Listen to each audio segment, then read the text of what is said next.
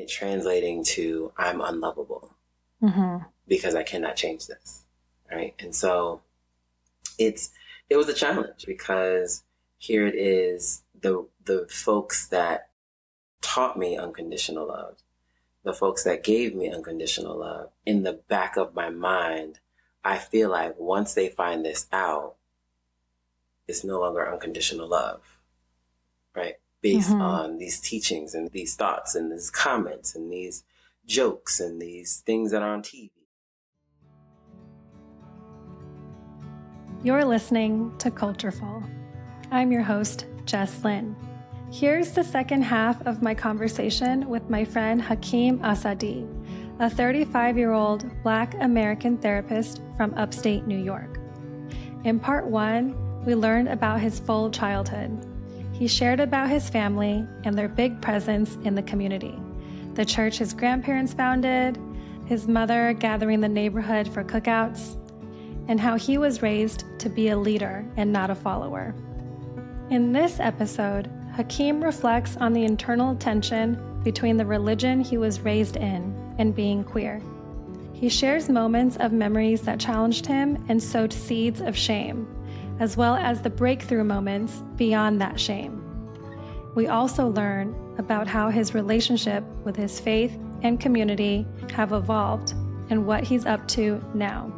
I want to note that in our conversation, I misspoke and used the word gay, but the correct term Hakim identifies with is queer. It's a vulnerable conversation about identity and coming into your own authenticity. Seeing Hakim believe in himself and recognize his own strengths inspires me to do the same in my own life. As always, you can watch the video version on YouTube. Hope you enjoy. The next thing I wanted to get into was I want to be able to get into your head as a kid, right? And it sounds like you were an inquisitive kid. You were really involved in church. It sounds like you were so curious because you were just really, paying so much attention and trying to understand life and connect these dots. But at the same time, you knew how to have a good time. You have friends, you bike around and hang out in the neighborhood or whatever. What were some of the stories that you grew up hearing about yourself? And what kind of kid were you becoming? Oh, that's an interesting question. This is my favorite question to ask all my guests. I just feel like knowing what someone was like as a kid. Oh my gosh. Especially when people are, doing this podcast is the best because I just get to hang out with people that I think are cool and have story time. It's just the bleeping best. But then also I already think that all my guests, I really like all my guests. And on top of that, to kind of hear what someone was like when they're a kid, just oh my gosh. I feel like then I just know you so much more and everyone just becomes extra, even more adorable. How was I? Oh, what stories can I recall as a kid?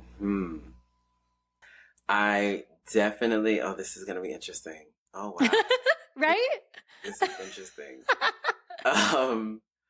I remember this exercise, this homework assignment in the 6th grade. Mm-hmm. And it was describe who you are kind of thing. And I remember writing some words, and this might segue into something else. So we'll put a pin here because I do want to get through other stories. Okay. I remember writing sweetheart because I grew up just hearing oh my God, he's the sweetest.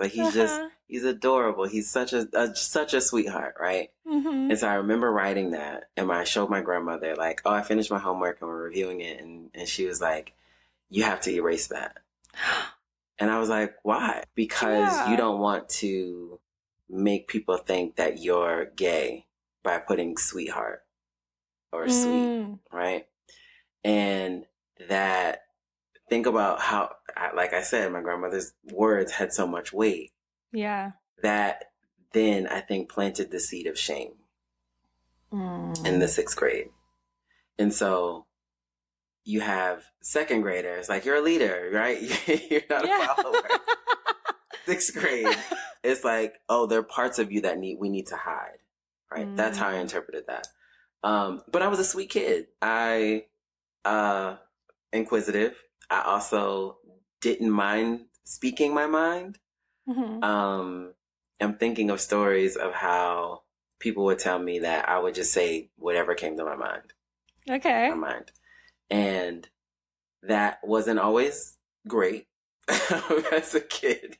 If you could imagine talking to adults, and not in a disrespectful way, but it would be like, example, leaving church, it's like a crowd of people, all adults. So I'm a little kid walking in between people and, and navigating the room from basically the floor. And so I remember someone complimenting me, maybe doing like I was singing something, and they pat my head. And my dad told me, don't let anyone pat your head. You're not a dog. And so I responded to the adult, hey, don't pat my head. I'm not a dog. Okay. So okay. Imagine that in other instances. Yeah, just like standing up for yourself and So setting boundaries, talking, but it didn't always lend itself to being like pleasant for adults to hear that from a little human, right? But I didn't mind, primarily because my dad was outspoken, my mom was outspoken, right? And so learning from them, I had no issue with confrontation as a kid, and it still rings true today. So I was the kid that didn't mind confronting or saying what I had to say. I was the kid who enjoyed having fun. I paid attention to a lot. And so in church, I would mock people like in a very fun like way to them, right? And so, yeah, I was just like a lovable kid. What do you mean? Okay, like mock them, like impersonate them, or like... Yes, impersonate them. Oh, that's fun. To see themselves in kid form. Because I literally paid attention to everything. Were they entertained by that? Yeah. Kid Hakim is starting to come into focus a little bit. So back to the pin that you put in that first story about being a sweetheart. I could see that you were a sweetheart. I mean, you're still a sweetheart, so it's easy to see. The shame that was starting to be put in there for being gay when you were growing up. How did you start to understand that part of yourself? And what was that process like for you? I think, I don't know if there's a clear day of like, you know what, I'm gay, or I like men, or I'm attracted to, I don't think there was ever that. I grew up where I think it wasn't like a secret, right? There wasn't any of that. And so I was always told, you're unique, right? It was always framed in some other language of like, you're different from the rest, right? So I knew what people meant by that. Like from when you were maybe in like elementary school or middle school? Yeah, it's definitely like elementary school, younger. Like, oh, you're so unique, and it would be connected to like you have a gift, right? You have a purpose, or you have, in especially in the eyes of church, it was like you're gonna be a leader in the church kind of thing. That was the way of planting seeds of like someone being a leader in the church. My mind, looking back, is like second grader, knowing that I'm a leader. It doesn't necessarily have to be in the church. It can be, but my leadership or my passion or my call to being more in life and having this desire for life doesn't necessarily have to be within this. It could easily be within the social work world of, being a leader there. And so just to say like, you're unique, you're a leader, you're this, you're that, I knew I was different, right? I didn't know what or how I was different. I just knew that I was different. And so I think as time went on, I kind of discovered like, oh, this is how this different, air quotes, is showing up, right? I'm attracted to men, or I'm attracted to the same sex. Like, and it, because that was starting to become clearer, the shame started to become clearer, because you're also taught in church that that's not okay, right? In some way, shape, or form. So that was past the limits of their progressiveness. Correct. Right. So, but that's where it was very much a contradiction, because you are saying that you are operating from a level of unconditional love, but here is where I'm seeing conditions. And so, remember the kid that's like, this doesn't make sense. Yeah. That was me as a teenager, right? It's like, oh, well, I'm conflicted. I don't know if I can say anything. I don't know if and so that's where I was groomed in that rejection and that shame and that hiding, right? And so that went on until I was 25, when I was just like, oh yeah, no, I'm leaving the church, honestly. I'm actually done, because this doesn't make any sense. It's clear that there's an incongruence here as to what we're talking about and then what we're actually living out. And so I'm okay. And I'm learning through therapy. This is when I was in grad school, so I had to go to therapy. I'm learning how to work with people and their acceptance and grief. And it didn't make sense for me to put myself in a position to be oppressed by others' social engineering thoughts, white supremacist thoughts, demonizing thoughts about myself, and try to be and promote liberation for others. And so I left. Yeah, in that church. So then now you do it in other ways outside the church. For sure. And it wasn't my family's church either. I mean, it was my family's church that had the nuances and the things that my family allowed people to say over the pulpit, because I don't think I've ever heard my immediate family condemn gay people or LGBTQ plus people. I don't think I've ever heard them say that outright, but I think they had to, because they were people in positions, I think they had to respond a certain way, even while they knew about me, without me coming out. Does that make sense? Kind of. So they didn't say anything, they never said anything openly to condemn, but then they wouldn't support, but they knew you were gay even before you came out. Correct. Okay. Yeah, that makes sense. So it didn't feel safe, right? So I know you're not, while you're not saying anything to condemn, you're also not saying anything to support. So I don't know where you are, honestly. And so my safest survival tactic is to withhold it, to hide it.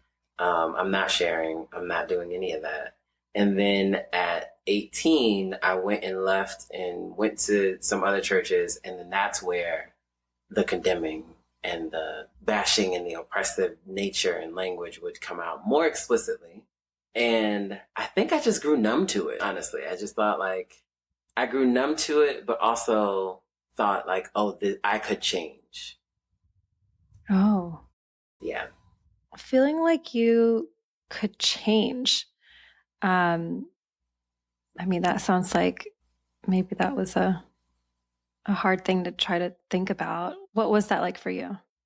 The first word that comes to my mind is the shame, right? So shame is different from guilt, where shame is speaking to I am bad, versus guilt says I did something bad, right? And so if you're growing up in an environment where the definition of love is God, right? Now I'm feeling like God doesn't love me because this thing is a part of my life that I can't change. I want to change it because I want to be loved. Oh my gosh. Right? And so it's that narrative. And so many people can probably relate to that, and it translating to I'm unlovable because I cannot change this.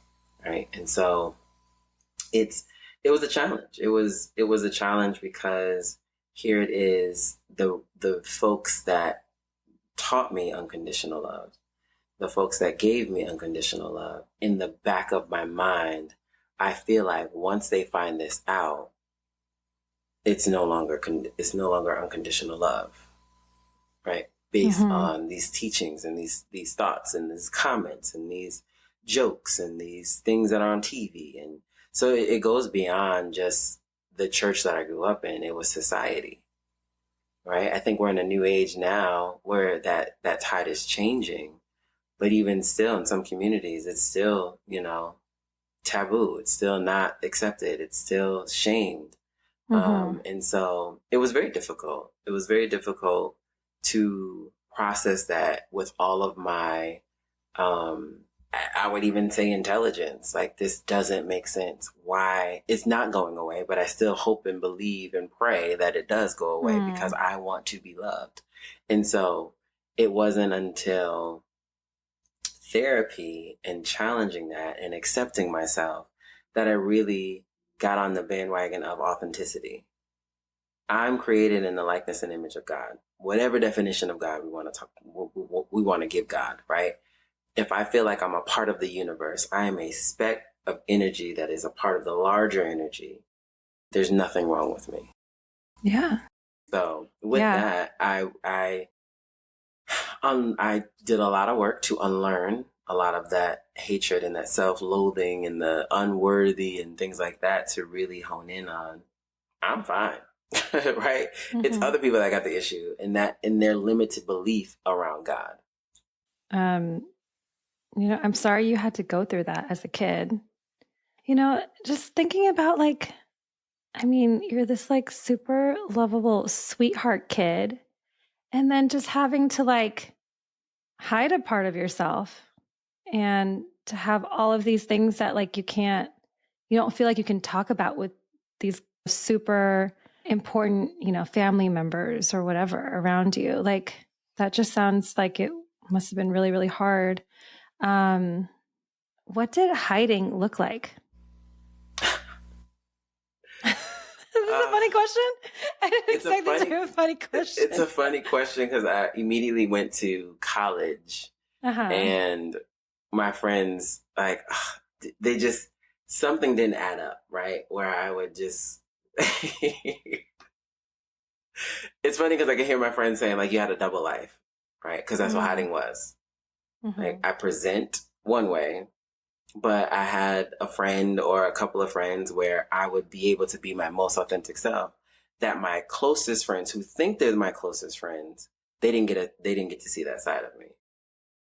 Right? They didn't get those jokes. They didn't get those stories or those woes, right? So my college roommate and his girlfriend, we were very, very close, right? But they're like, there's still something missing here. I'm just like, oh, I don't know. I can't tell you.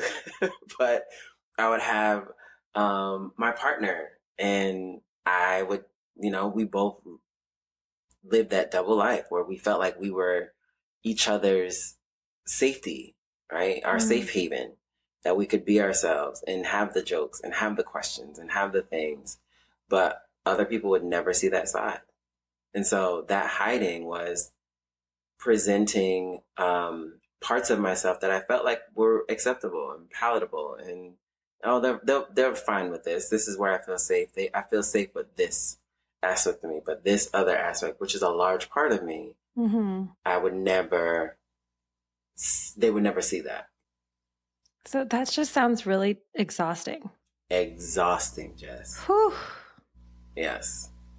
Yeah. And so it sounds like, so you did date before you came out. So, and you were saying that looking back now, you think a lot of your family, they knew before you told them, but you at that point didn't know that they knew.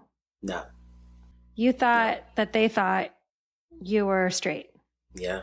A lot of times when you're growing up and then friends, whatever, people will it's just so common to talk about who are you interested in? Who are you interested in? And who do you have a crush on? All this stuff. And in your friend circles, when people would ask you, would you pretend to be into someone who is female, or would you just be like, no, I'm not really into anyone right now? No, I wouldn't necessarily lie. There would be people that I was into, women. I would be into them. We would date, and that would be a thing.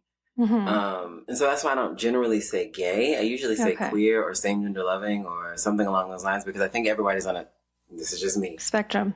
Everybody's on a spectrum, right? And so it would be genuine, right? The connection would be genuine, but it would only go but so far, because I knew that I don't want to lead you on into thinking this is marriage and kids, because I don't see that far. I don't see that being a thing. But today, yeah, we could date. Yeah, we can hang out. Yeah, we can, whatever. But as far as I actually ended it with a girl because that's what she saw. We looked great together. right? And so when you're younger, that's a big deal, right? You gotta look good together. But we were early 20s, and I just knew like that wasn't. I was gonna break her heart, and I was like, no, I can't do that. Can't keep going if you know that already, right? Mm-hmm. After the break, Hakim shares about coming out and what he's up to now.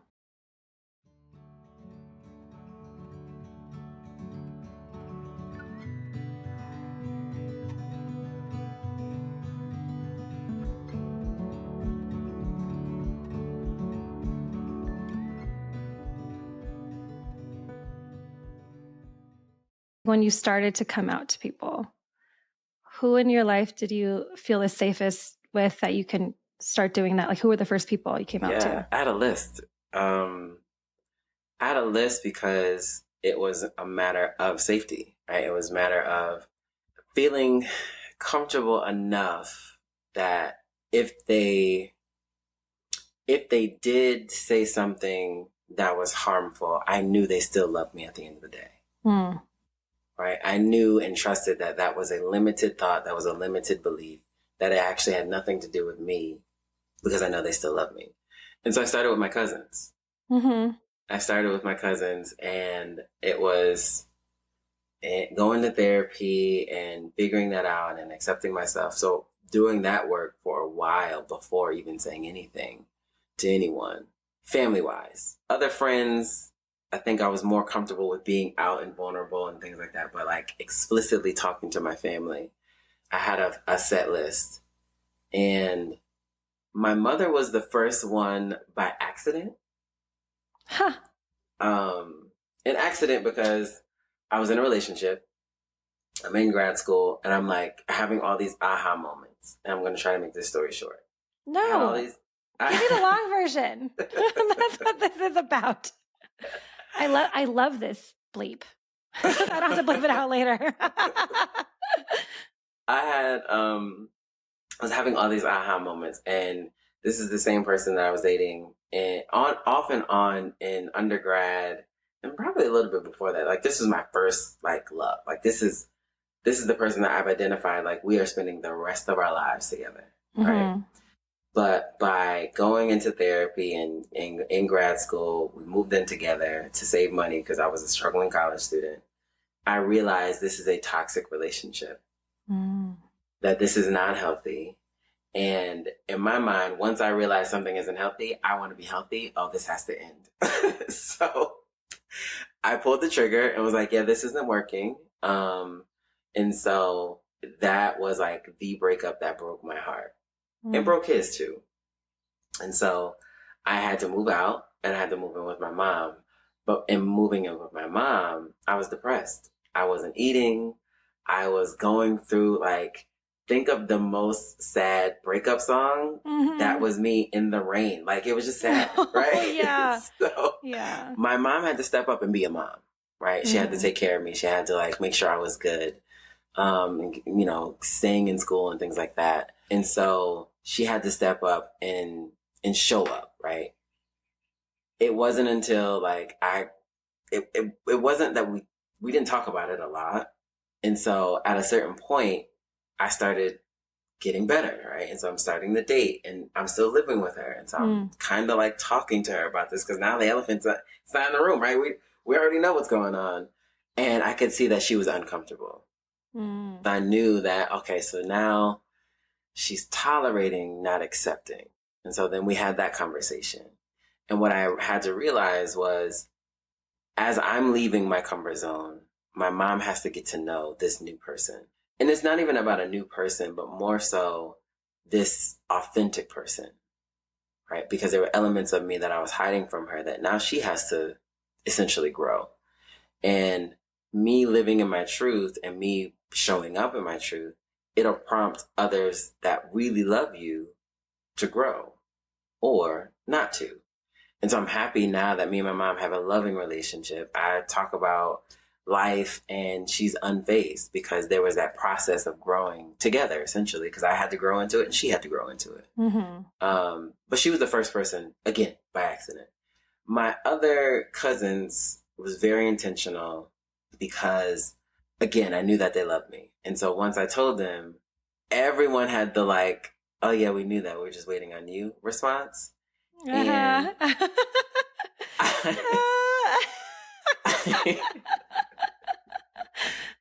I didn't take offense to that. It was like, all right, so what now? And I love that, right? But it was very specific people, my cousins, my sister, and my aunt. And one of my aunts, I never told the oldest aunt and my other godmother. I'm thinking of them because I got an award at like a LGBTQ plus nonprofit organization years later. And that's when they were like, oh, okay. But I never said anything to them.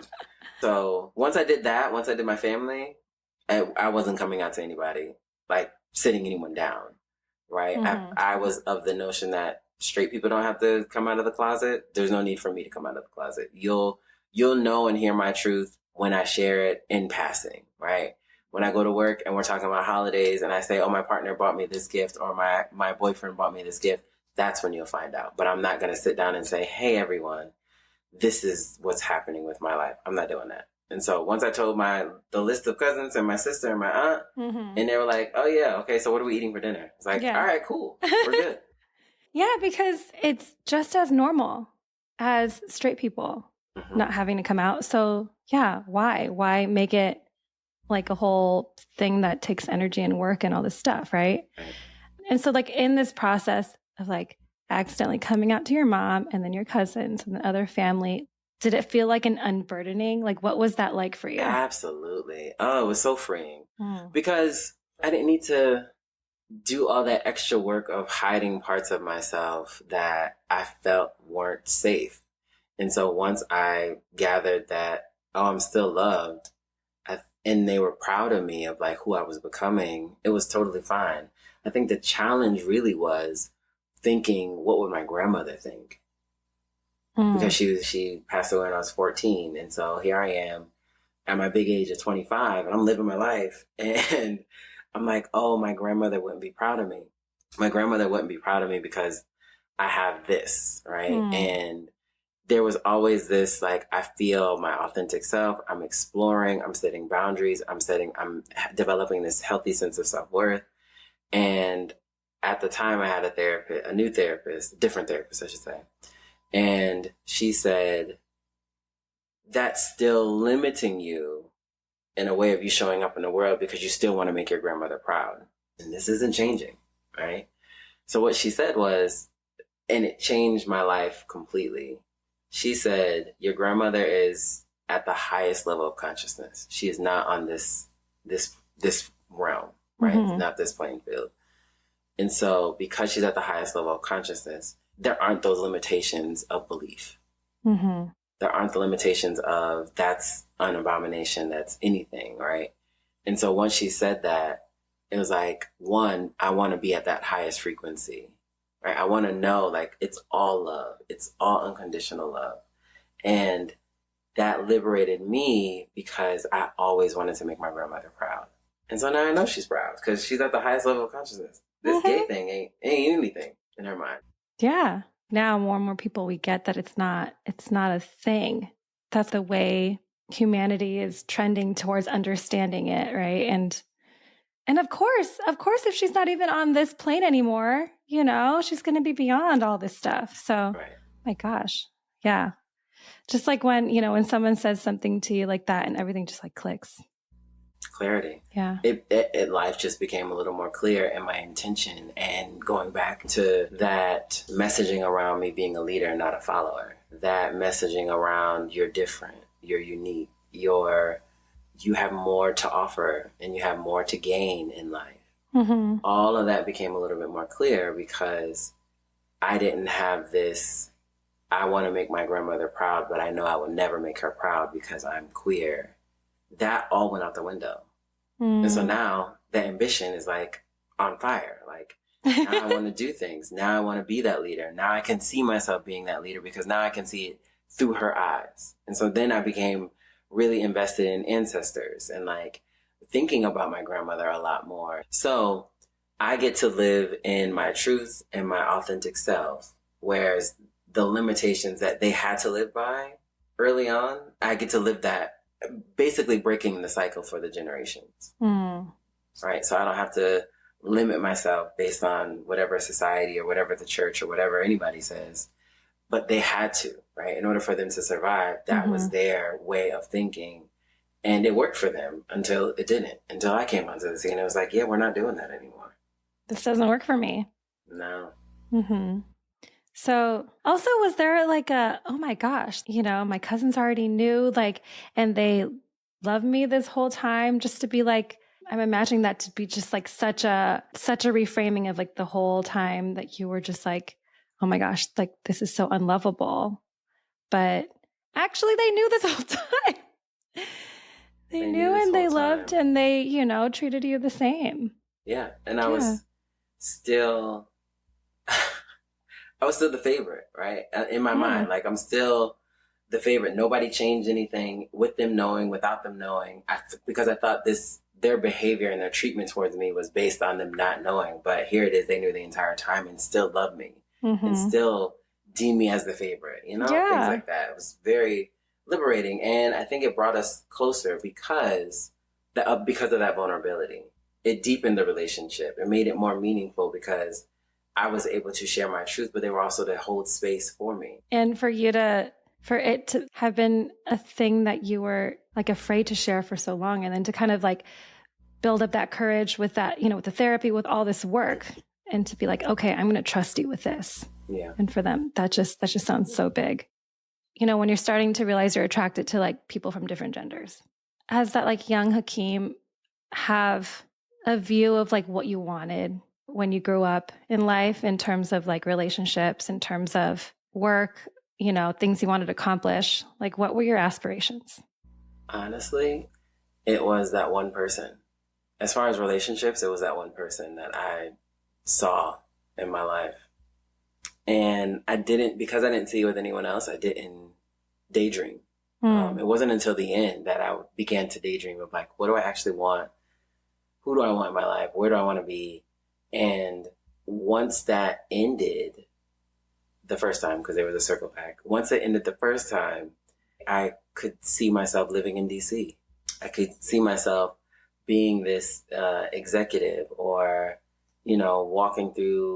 living in a condo and walking through U Street or something like that. Like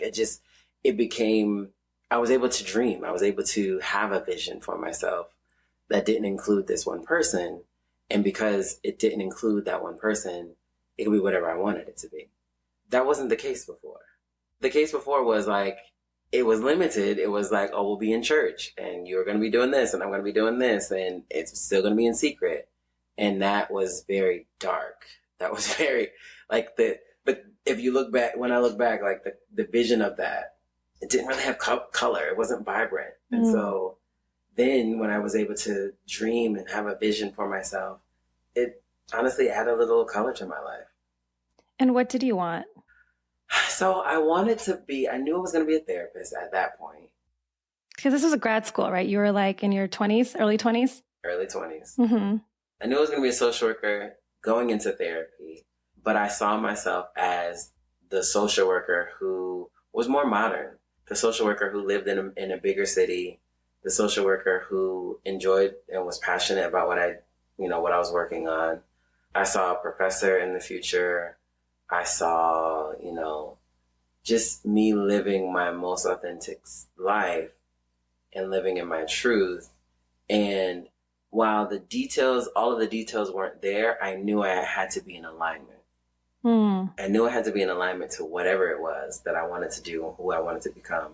And so that would be day by day, case by case. And so that would be if I had an opportunity that came across my desk, do I want to do this? Yes. And so then I would take me somewhere, right? I didn't know that I wanted to be a public speaker until I had an opportunity and loved it, right? I was a part of a training team and really enjoyed it and had a lot of fun and was really engaging and sat as a witness on a lot of that and was like, oh, I can see myself doing this. So then that became part of the vision, right? And so it just kind of like, a lot of it was saying yes to opportunities and watching it unfold from there.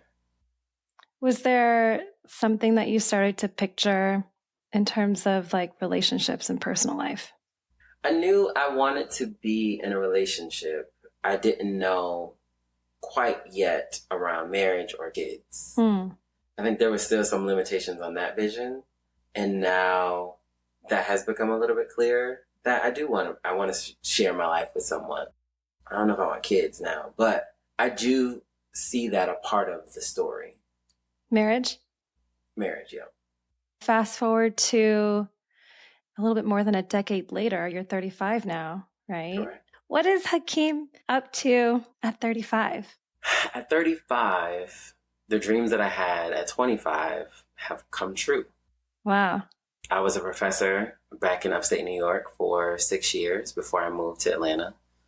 And I thought that was going to be like, oh, when I'm well older and retired and, I got something to do on the side. But no, I started teaching at 26. Whoa. I started teaching at 26 and absolutely loved it. Realized I loved it. Now I'm like, okay, maybe I can do this on my own. So now I'm like, how do I educate and train on mental health and emotional wellness? So then that became a part of like the public speaking aspect of things. I'm a public speaker now, in addition to practicing therapy. And sometimes yesterday, I was in the gym and I was just like, I'm really amazed as to how my life unfolded.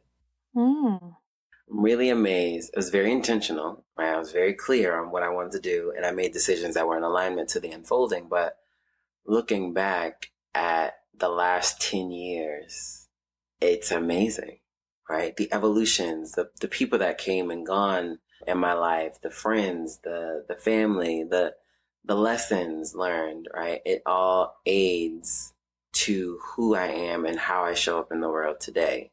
And I don't take any of that for granted because it all played a purpose. And I tell my clients, like, some things we have to look at them as they served as a symbol, right? The relationship that didn't work out, it served as a symbol that brought in the appetite that I wanted. I'm not giving the person too much. I'm not giving the relationship too much, but it served as a, hey, you want this. Hey, you want somebody to open your door. Hey, you want to experience this laughter and this friendship in a relationship. Hey, you want to experience traveling, right? The only way that came, or the way that it came rather, is through this individual in this relationship that didn't work out, but you got exposed to something that you really enjoy. It's like when life doesn't go to the plan that you think you want. And then sometimes after that, everything just blows wide open, the possibilities, the things you can do, and the experiences. Yeah. Again, it goes back to my grandmother's words in the second grade. You're a leader, you're not a follower. And so when you look at life from that lens, it changes the game, right? It changes the opportunities, because now I get to create opportunities versus feeling like I'm at the mercy of other opportunities that might come my way.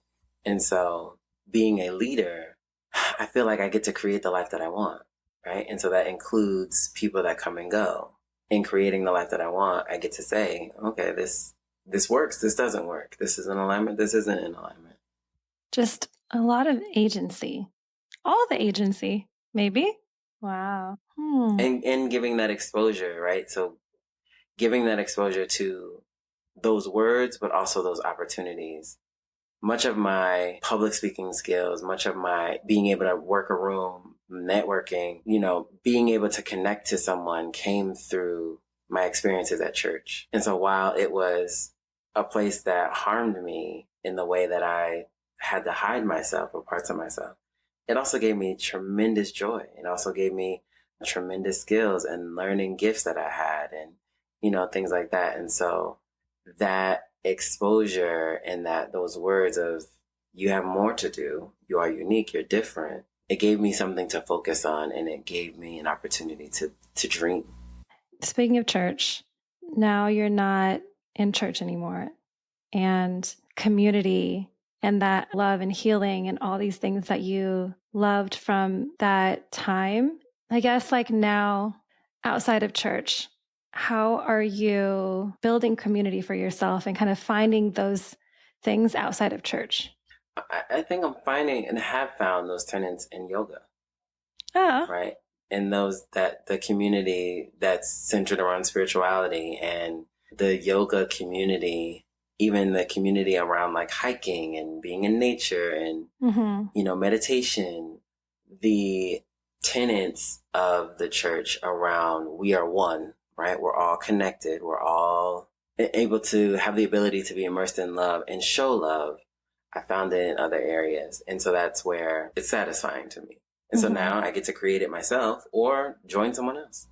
Thanks for sharing, Hakim. Thanks for being here. I feel like we kind of, I don't know, this was kind of like a deep experience for me too. I felt very touched by so much of your story and your sharing. So thanks you. I haven't really thought about much of this in a long time. Right? Throwback? Yeah. Yeah. Is there something that you want to plug or share with the listener for them to connect with you or just anything? Yeah, I love connecting with folks. Again, that comes from church, right? Grandmother after church, greeting people and talking to people and things like that. So feel free to connect via my website, www.hakimasadi, HAKIMASADI.com. My Instagram at Hakim Asadi _ or my email, hello@hakimasadi.com. I love talking to people. I love answering questions. I love continuing the conversation because I think a lot of this happens by way of conversation. A lot of the opportunities, a lot of the healing, a lot of the things that we want to achieve are on the other side of our vulnerabilities, and that is through conversation. So, yeah, absolutely. Thank you. And the last question, is there, in addition to some of the things you've already shared, is there another favorite saying or quote that you grew up with that you want to share? I say this all the time. My grandmother said, eat the fish and spit out the bone. So whatever it is, whatever conversation, whatever you're watching, whatever it is, if it doesn't resonate with you and who you're becoming, spit out the bone. Take what you need, right? Take the nutrients, take whatever you need for your life, eat the fish and spit out the bone. I say it all the time in every presentation. I love that. I love that. Thank you. You're welcome. Thank you for having me. Heart.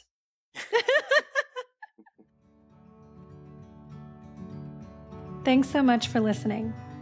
You'll find ways to connect with Hakim in the show notes. My next guest is Joanne, a Chinese American from Oswego, New York. We talk about her early fascination with reptiles, how she became a professor at Spelman College, a Black women's college, the twists and turns of her career, and her evolving relationship with her cultural identity. Be sure to subscribe or follow and hit the notifications button so you don't miss it. If you enjoyed this episode, you can support this homegrown indie podcast by leaving me a comment or donating via the link in the description. Your support helps keep these stories of representation coming. Stories that don't reduce our experiences to stereotypes, but bring nuance and our everyday narratives to the forefront. This episode was produced and edited by me, with advising and executive production support from Ruben Nana Rubin. I'm Jess Lynn. See you soon.